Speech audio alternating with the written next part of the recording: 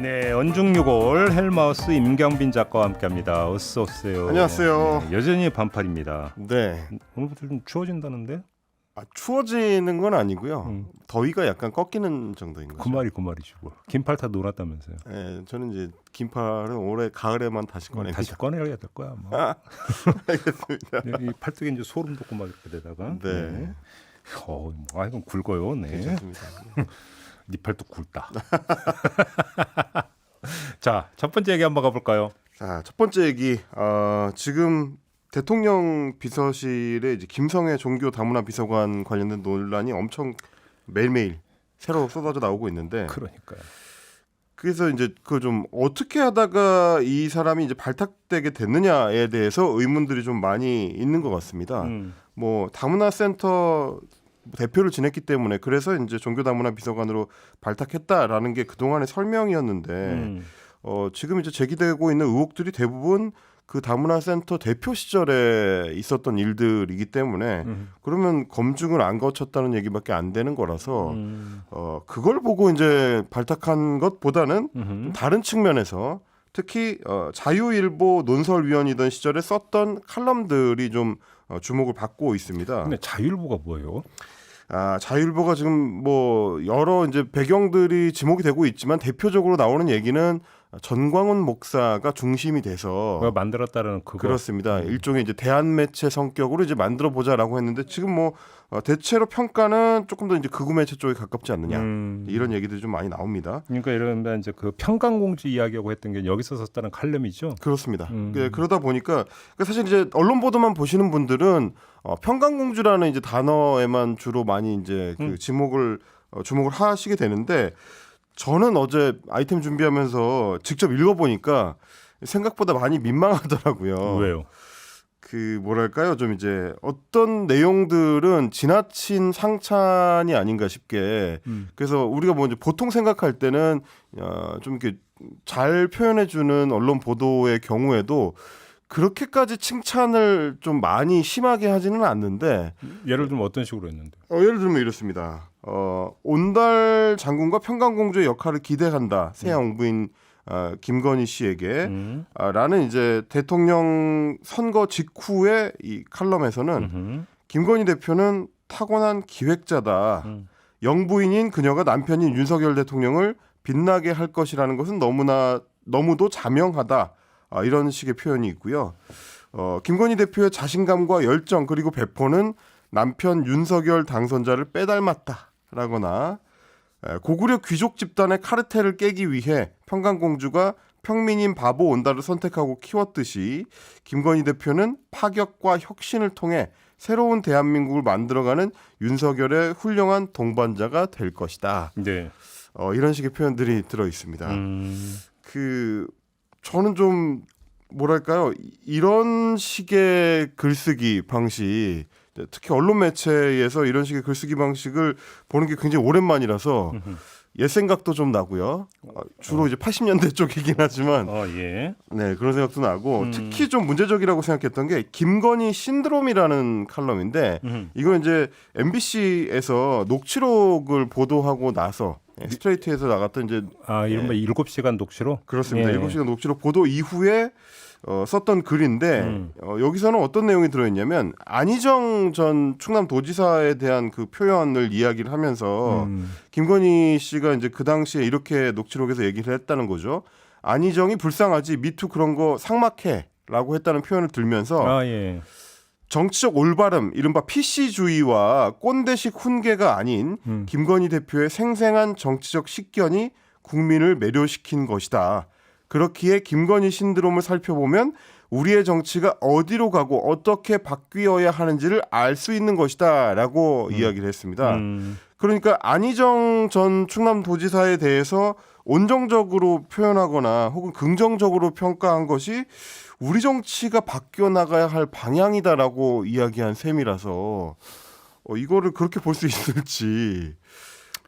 뭐 안희정 지사 같은 경우는 사실 성폭력에 대해서 이제 확정 판결을 받아서 복역 중인데 그에 대해서 온정적 표현을 한 것이 과연 우리 정치가 바뀌어 가야 할 방향인지 사실 좀 의문이고요. 이런 식의 평가가 이 언론의 어떤 그 논설위원으로서 적절한 평가인지 좀 의문이고. 근데 그 윤석열 대통령이 취임사에서 자유를 35번 강조를 했대잖아요. 네. 우리가 옛날부터 하는 말이 있지 않습니까? 생각은 자유라고.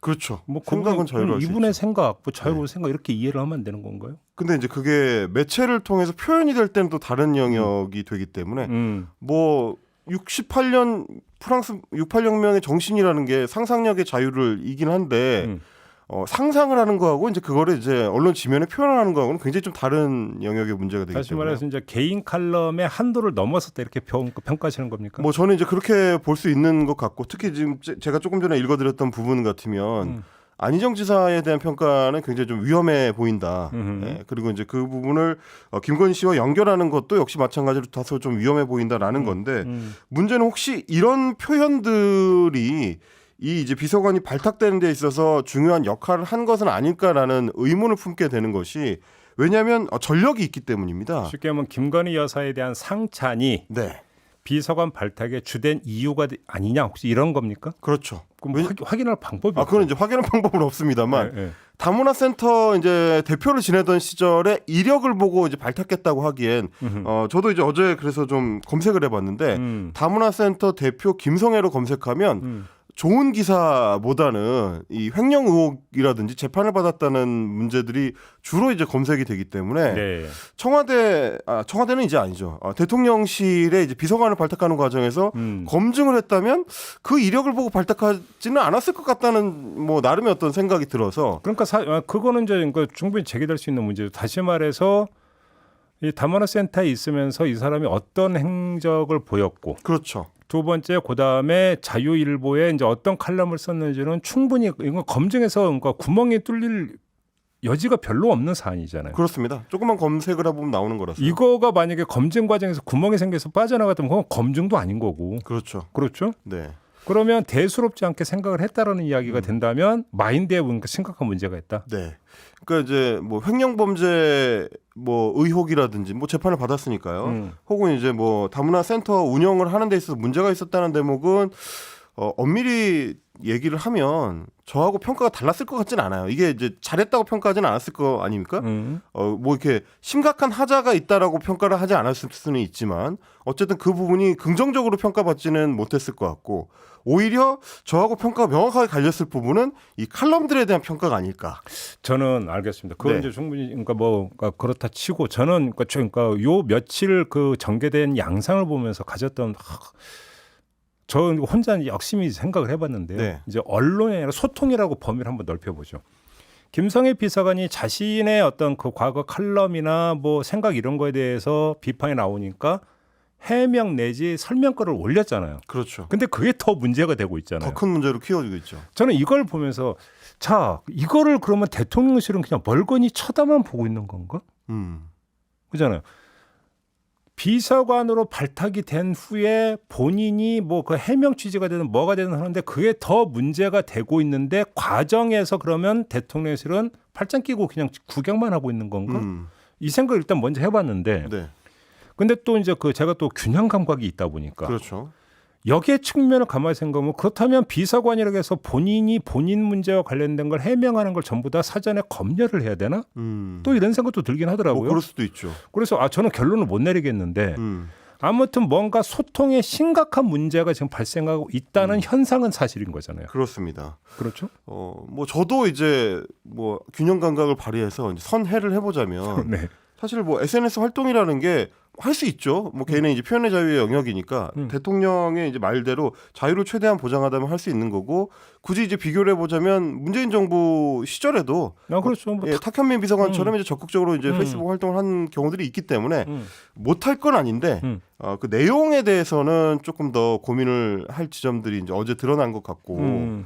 뭐 지켜본다고 하니까요. 이 청와대 자꾸 청와대라고 합니다.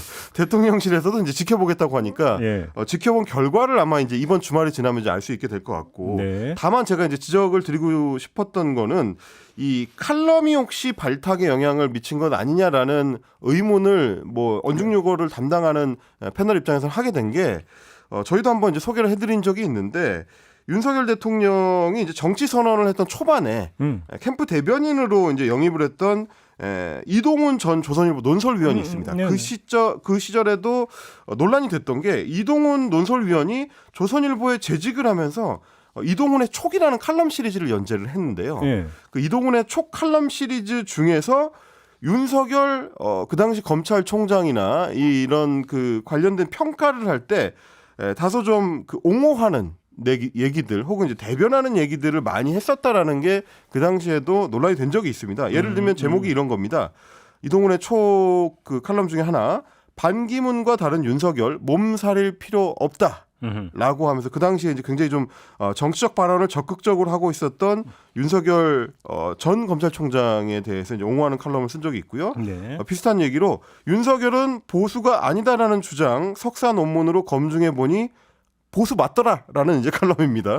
본인이 그렇게 평가를 했었습니다. 네. 그리고 윤석열 사직서가 오세훈 부적됐다라는 얘기도 오세훈 서울시장의 당선에 있어서 윤석열 검찰총장의 사직이 굉장히 중요한 역할을 했다라는 이제 긍정적 평가들이었습니다. 그러니까 이런 칼럼들이 화제가 되기도 했었고 많이 모이기도 했었기 때문에 그래서 결국 이제 이동훈 당시 논설위원을 캠프 대변인으로 발탁하는 데 있어서 영향을 미친 거 아니냐라는 그 당시에도 이제 의문이 있었는데 네. 물론 정치인들이 오래 뭐 교류하고 자신을 잘 이해한다고 생각하는 기자들을 발탁하는 게 네. 뭐 처음 있는 일은 아닙니다. 뭐 굉장히 좀 전통적인 일이라고 할 수 있는데 문제는 지나치게 노골적인 칼럼을 쓰고 그게 노골적으로 눈에 띄고 그리고 이제 정치인의 귀에 들어가고 그리고 발탁되는 공식이 자꾸 많아지게 된다면 그게 우리 언론 환경 그리고 언론인들에게 어떤 신호를 주게 될지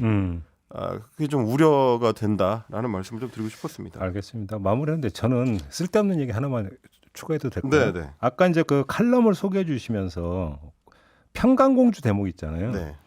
고구려 귀족 집단의 카르텔을 깨기 위해 평강공주가 평민인 바보온다를 선택했다. 네. 뭐 요 대목 있잖아요. 네.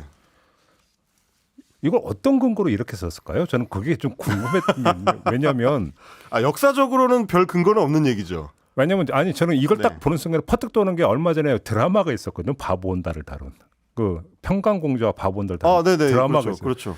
거기에는 귀족 집단의 카르텔이 나와요. 그렇군요. 그 드라마에. 아. 그래서 이분이 무슨 학계의 정설에 기초해서 이걸 쓴 게 아니라 혹시 드라마 보고 쓰셨나라는 생각을 그럴 했는데 가능성은 있겠네요. 근데 그 드라마에서 보면 온달은 평민 출신이 또 아니거든요. 그래요. 거기에서 이제 그 한 부족의 네. 장군의 어떤 아들 아마 이렇게 묘사가 됐던 걸로 제가 기억을 하는데 도대체 뭘 보고 이걸 썼나 싶어요.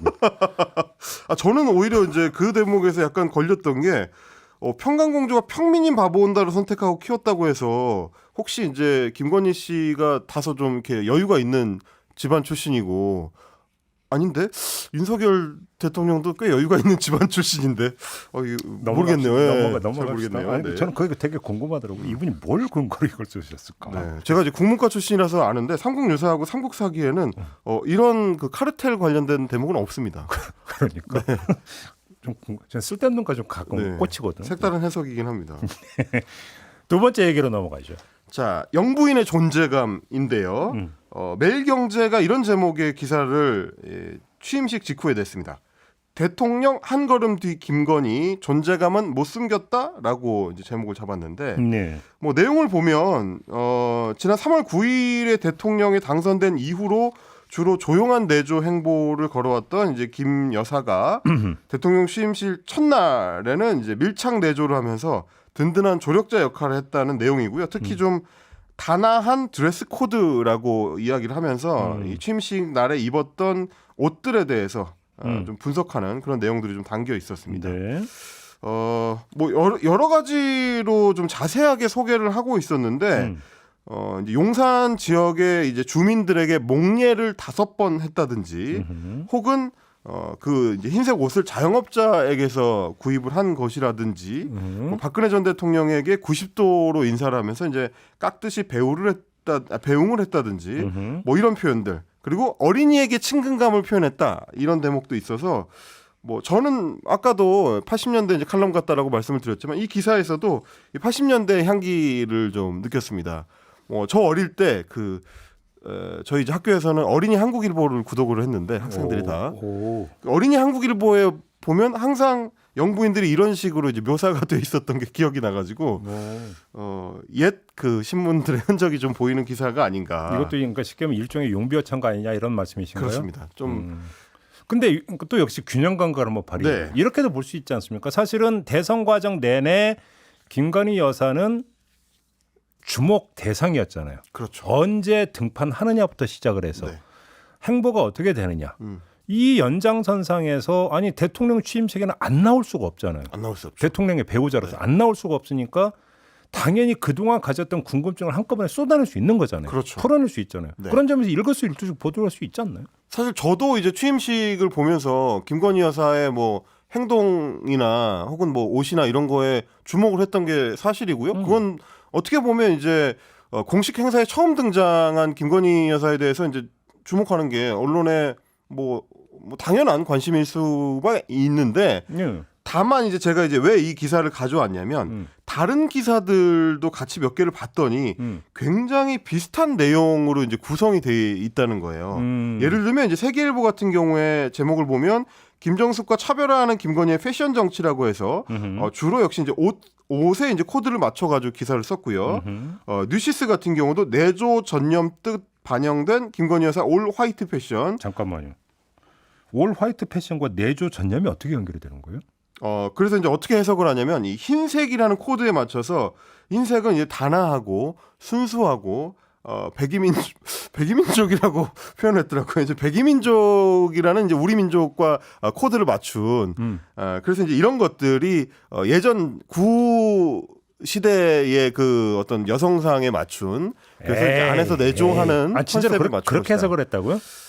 뭐 저는 그렇게 보여가지고 에이 그거는 좀 아니 아닌 것 흰색 백이민족 이러니까 뭐 예전 그 여성상에 이제 코드를 맞춘 표현 아니냐 싶어가지고 약간 그런 생각이 들었고요. 그러니까 쉽게 하면 이제 네. 그 우리 민족은 백의 민족이고 네네네. 백의를 입었던 우리의 조상 여인네들은 내조에 전념을 했으니까 네. 김건희 여사도 그럴 거다. 논법이 이렇다라는 거예요?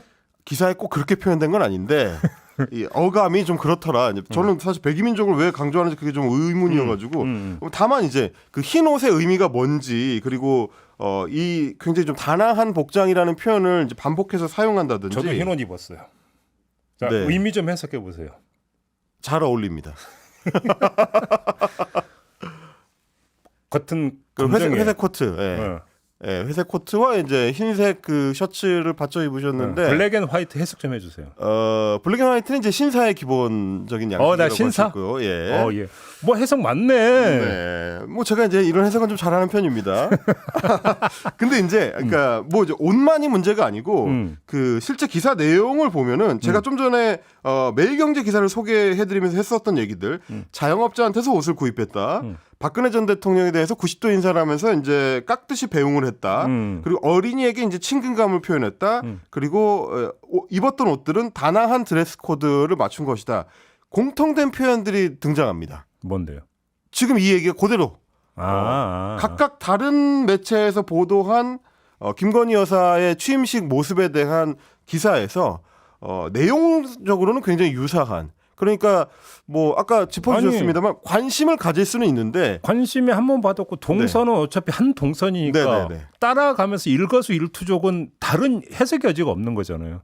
표현이 똑같이 그러니까 그럼 그럴 수밖에 없죠. 저는 그것 네. 가지고는 저는 뭐라고 할 수 없는 거고 그래요. 네. 다만 내조 전념과 올 화이트 패션을 연결지은 그 신박한 논리는 네, 뭐 그거는 저도 그러니까 뭐 여기서 넘겨짚지는 않겠습니다. 네네네. 뭐 표현이 어떻게 되는지까지 네. 봐야 되는데 그거는 좀 이해가 안 된다. 그렇죠. 예, 그건 좀 말씀을 드려야 될 것 같은데요. 네. 뭐 저는 사실은 이 같은 내용의 기사들이 거의 이제 복사붙임한 것처럼 반복이 되고 있어서 혹시 누가 써줬나 싶은 생각이 들어가지고 의문을 제기했던 건데 그럴 수 있죠. 그러니까. 모든 기자들이 같은 동선을 보고 있으니까 예, 같은 의문을 가지는 다른 사람들이 없었을까 싶은 생각이 들긴 하지만 아무튼 알겠습니다. 인정하겠습니다. 고기성님이 네.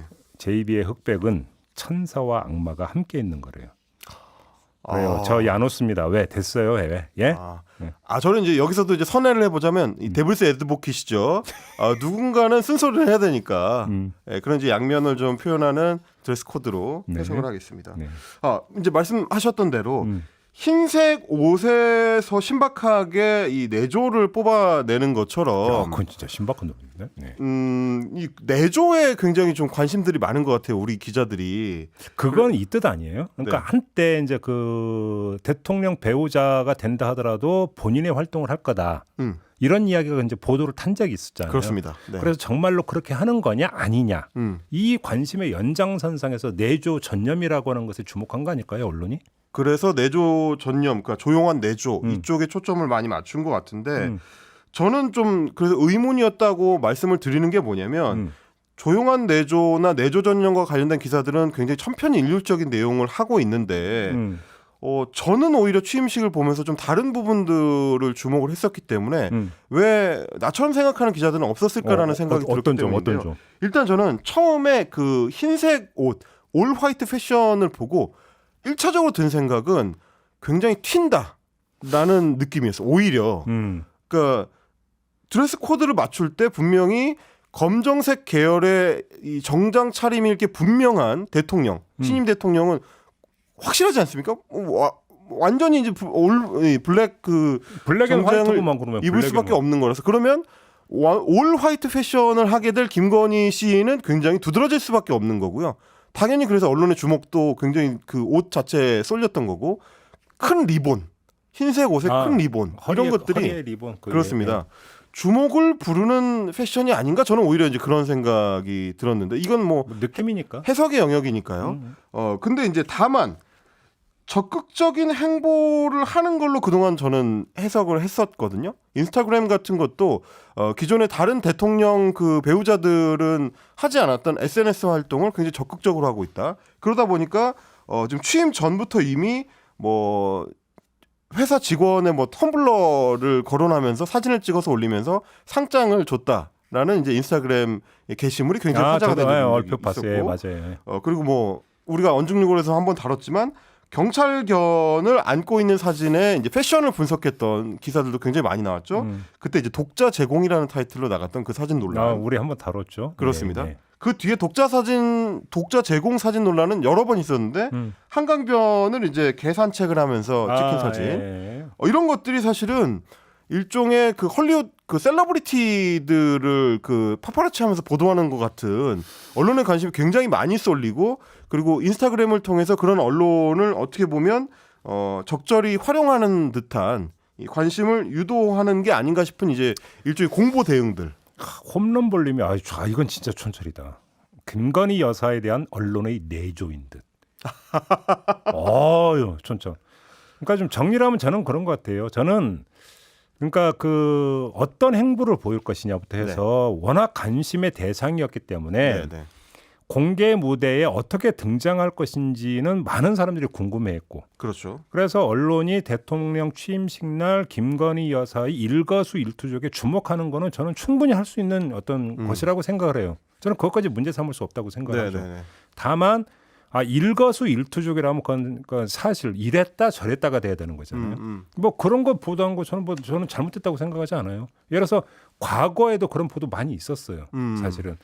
그러니까 그 자체는 문제가 아닌데 근데 거기서 과도하게 해석이 들어가는데 그것이 예를 들어서 찬양 목적의 어떤 해석이라든지 그다음에 내조 전용과 올 화이트 패션 이런 거는 좀 과하다. 과유불급이란 말이 있죠. 과유불급. 그런 거 아닙니까? 그리고 지금 될성부른 떡님님께서 말씀해 주신 것도 저는 공감이 되는데 내조 강조하는 것 자체가 구시대적인 프레임이다.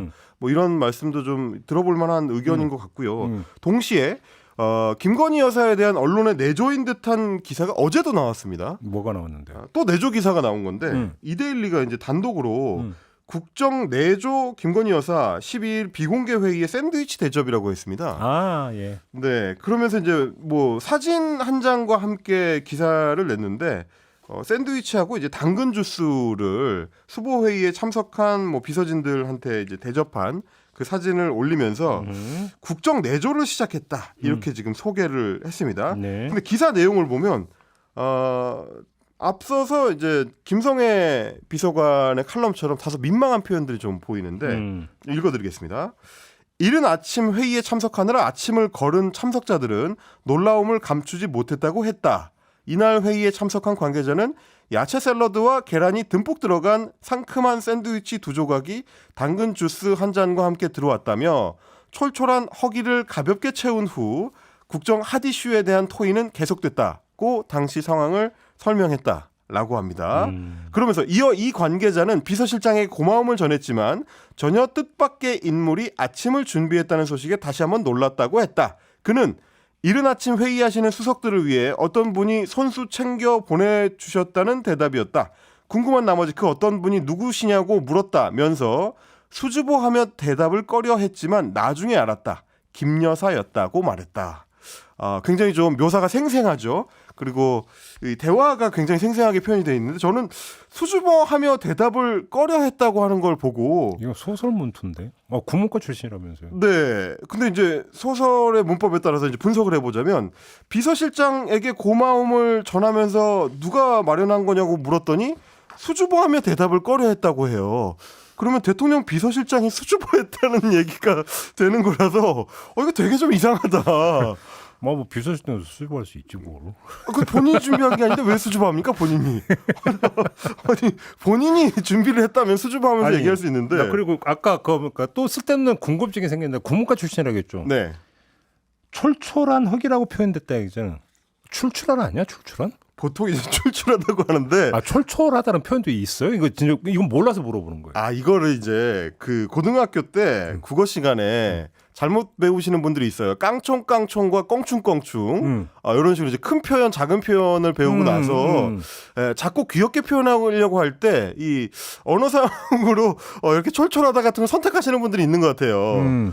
그래서 뭐 굳이 따지자면 배가 많이 고프진 않고 약간 고픈 정도 요걸 이제 표현하려고 했던 것 같습니다. 촐촐하다라는 사전에 있긴 있다네요. 그죠? 네.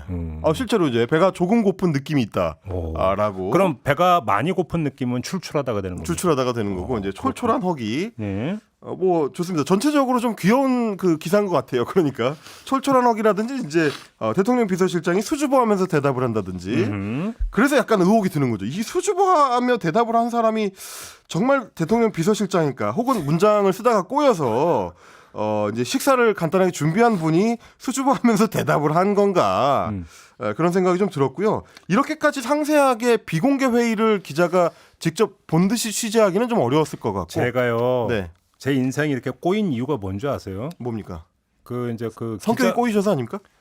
이 사람이 지금 네, 아닙니다. 기자 수업을 받으면서 수식어를 넣지 말라고 배웠어요. 수식어, 네. 수식어를 넣지 마라. 네. 그거는 주관적 표현이고 뭐한 거기 때문에 기사에 맞지 않다. 아주 뭐 이제 거의 뭐 그 올드한 아주 뭐 전형적인 저거잖아요. 그렇죠. 네.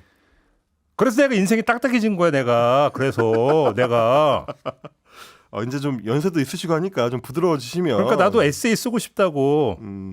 네, 에세이. 멈춰 보고 싶기도 하고 아파 보고 싶기도 하고. 그렇죠. 그지? 안 돼 이게. 그리고 요즘은 또 에세이는 이 국제 저널에 발표하는 게 좀 유행이어가지고. 근데 에세이를 쓰실 거면 이제 학술지에 발표를 하시고. 그 에세이 말고. 아닙니까? 예, 알겠습니다. 말랑말랑한 에세이 말이야. 요 기사는 확실히 이제 말랑말랑한 에세이 같아 보이긴 그러니까 이 합니다. 기사 보니까 갑자기 그게 퍼뜩 생각이 나 가지고. 야 이렇구나. 이건 그러니까 기사 투가 아니라 소설 투인데 진짜. 그러니까요. 그러면서 타이틀에는 또 단독이라고 이제 붙여놓기도 해서 물론 뭐 이런 이제 소소한 에피소드들이 뭐 기자의 관심 대상이 될 수 있고요. 뭐 어떤 경우에는 새로 바뀐 어떤 정부의 어떤 분위기를 보여주기 위한 차원에서도 뭐 소개가 될 수는 있다고 생각을 합니다. 그런데 이 표현을 기사 내용을 표현을 할 때 말씀하신 것처럼 수식어를 완전히 제거해라까지는 못하겠지만 좀 명확하게 비서실장이 수줍어하는 건지 이제 준비한 사람이 수줍어하는 건지 정도는 좀 명확하게 기사에 표현을 해줬으면 좋겠다라는 생각은 좀 들었습니다. 그러니까 보니까 이 기사 보니까 옛날 생각난다. 출근길에 정말로 그 트럭에서 그 샌드위치 팔았는데 그죠? 계란 붙여가지고 야채 넣고 1,000원. 토스트. 네. 토스트. 네. 그건 샌드위치가 아니라 토스트구나. 네. 야채 토스트. 그 마가린에 이제 굽는. 그래. 1,000원 딱 해서 우유 하나 사가지고 딸기 우유 사가지고 딱. 말씀을 그렇게 하시니까 촐촐한 허기가 올라오는데 마지막 이야기로 넘어가시죠. 알겠습니다. 자, 슬기로운 용산 생활입니다. 국민일보에서 보도한 내용인데 제목이 이렇습니다. 아껴 쓰는 용산 생활, 청와대 쓰던 휴지통까지 재활용 이렇게 되어 있습니다. 그래서 이제 이번에 이제 용산으로 대통령실이 이전을 하면서 네. 기존 청와대에서 사용하던 가구라든지 컴퓨터, 뭐 프린터 이런 사무기기, 뭐 집기류 이런 것들을 밤을 새워서 용산 대통령실로 이제 실어 나르고 있다 이런 소식인데 뭐 여기까지만 하면은 이제 그냥 뭐 소소한 이 배경을 이제 묘사한 기사가 될 수 있겠는데 심지어 이제 청와대에서 쓰던 휴지통까지 이제 옮겨 왔다고 하면서 기존 물품들을 최대한 그대로 사용하면서 예산을 절감하겠다는 윤석열 대통령의 의지가 담긴 조치다라고 관계자의 이제 설명을 덧붙였습니다. 네. 그런데 굳이 제목에서 이제 아껴 쓰는 용산 생활이라고 강조를 하자고 하면 제가 좀 삐딱하게 보자면 옮기지 않았다면 아낄 필요도 없지 않았을까라는 생각이 좀 드는 것이 왜 그러냐면요. 버스는 지나갔어. 뭐 그렇죠. 이제 기왕에 옮길 거면 아껴 쓰는 게 좋긴 하죠. 근데 네. 이제 대통령실 관계자가 이 밝혔다는 이 코멘트가 좀 저는 거슬려가지고 윤 대통령이 이전 비용은 국민 세금이 최소화해서 하라라고 지시를 했다고 하면서 네. 예산을 최소화하지 않고 책정을 했다면 이전과 공사 속도도 더 빠르고 대통령실을 훨씬 좋은 환경으로 만들 수 있었을 것이다 라고 설명을 했습니다. 그래서 예산을 최소화하지 않고 책정을 했다면 공사 속도도 빠르고 환경도 더 좋았을 것이다 라는 게 혹시 이제 예산 책정 과정에서 이전 청와대 문재인 정부 청와대하고 갈등을 했던 게 지금 좀 우리 너무 좀 불편하다 힘들다 이런 얘기가 아닌가라는 생각이 좀 들어가지고요. 네. 다시 한번 말씀드리지만 안 옮겼으면 비용을 추가로 쓸 일이 없었을 텐데라는 생각이 다시 한번 들고요. 네. 이제 뭐 용산 생활 아껴 쓰는 거 좋은 거니까 그 강조하고 홍보하는 거 좋긴 한데. 집무실 이전을 둘러싼 이제 본질적인 문제도 기사에 같이 담겼더라면 더 좋았지 않았을까 뭐 네. 그런 생각은 들었습니다. 그렇군요. 다 하신 겁니까? 하나만 더 네. 말씀드리면 머니투데이가 이런 제목의 기사를 냈습니다. 하늘에 있던 대통령이 땅에 내려왔다. 윤 대통령의 첫 출근이라고 했습니다. 뭔 얘기죠? 뭐 집무실 1층에 이번에 이제 새로 기자실이 마련이 돼 있잖아요. 그래서 그 첫 출근 풍경을 그 전하는 기사들 보면 네, 대통령이 이제 출근을 하면서 기자실 옆을 지나다가 기자들하고 잠깐 이제 담소를 나눈 한마디씩 하대요. 네, 한마디 나눈 게 이제 많이 기사화가 됐는데 그거를 소개를 하면서 표현을 이렇게 한 거죠. 하늘에 있던 대통령이 땅에 내려왔다. 이 얘기는 뭐냐면 이제 명지대 그 신율 교수가 기자한테 이제 코멘트를 해준 내용이에요. 하늘에 있던 대통령이 땅에 내려왔다면서 너나 없이 입만 열면 소통하는데 기본적으로 같은 공간에 있어야 한다. 그게 이제 소통의 출발점이다라고 평가한 거. 이제 그러니까 흔히 구중궁궐로 비유되는 것을 하늘로 이제 비유법을 바꾼 거군요. 그렇죠. 그런 거죠. 그 전에는 이제 손에 닿지 않는 하늘에 있었던 대통령이 이제 기자들하고 이제 같은 눈높이에 섰다라는 걸 이제 강조하고 싶었던 것 같은데 낮은 대로 이 맛이었다 이런 건가요? 그런 표현으로 보여서 이게 다소 좀 역시 마찬가지로 좀 민망한 표현이 아닌가. 이 표현까지 했어야 되는가. 뭐 물론 평론가는 할 수 있는 표현이지만 제목으로 뽑을 만큼의 표현인가 싶은 생각은 좀 들었습니다. 네, 그렇군요. 뭐 비유는 자유니까. 네. 오늘 이제 언중유골의 주제는 민망하더라.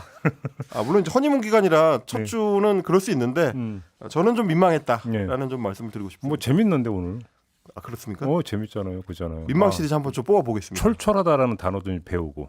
저는 진짜로 철철하다 단어가 있는지 솔직히 몰랐어요. 네. 출출하다만 있는 줄 알았죠. 오늘 하나 배웠다.